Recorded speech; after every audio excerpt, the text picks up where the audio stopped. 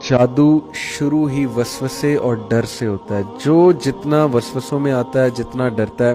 میں آپ کو مثال دیتا ہوں. مثال کے طور پہ یہ میجیشنز کیا کرتے ہیں, بلیک میجیشنز, کہ یہ نا آپ کو وسوسے میں ڈالتے ہیں اور آپ میں ڈر ڈالتے ہیں تاکہ آپ اپ سیٹ ہوں اور آپ کا اندر کا جو کرین ہے نا وہ بھی ذرا ایکٹیو ہو, آپ کو مزید پریشان کرے. جو ہمارے ساتھ ایک جن ہوتا ہے, کرین شیطان ہے بیسیکلی, یہ آپ کے دروازے پہ آ کے خون کے چھینٹے پھینکیں گے.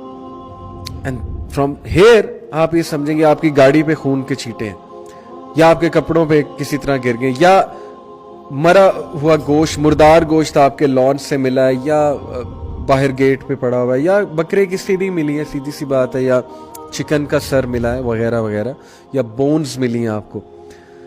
تو it all starts from here. آپ ڈریں گے, آپ کہیں گے یار کسی نے جادو کرا دیا, او ہو خون کے چھینٹے پڑے ہوئے. واللہ اسکالر سے خون کے چھینٹے پڑے, بسم اللہ پڑھ کے پانی سے دھو دیں, بات ختم ہو گئی.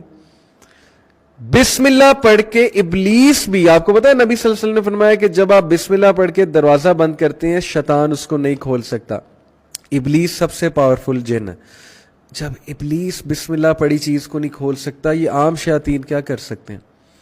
بسم اللہ پڑھیں, جھٹک دیں, مائنڈ میں سوچیں نہ, سائڈ پہ کرائیں. بکرے کی سری ملی ہے اس کو پھینک دیں, سیدھی سی بات ہے, اس کو دفن کر دیں, پھینک دیں, جو کرنا ہے کریں.